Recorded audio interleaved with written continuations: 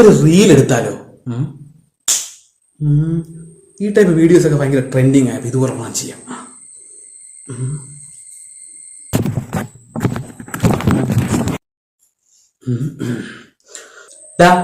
നീ ഈ റീലൊക്കെ ചെയ്യുന്നോണ്ടേ നിനക്ക് എന്തോ പ്രയോജനം?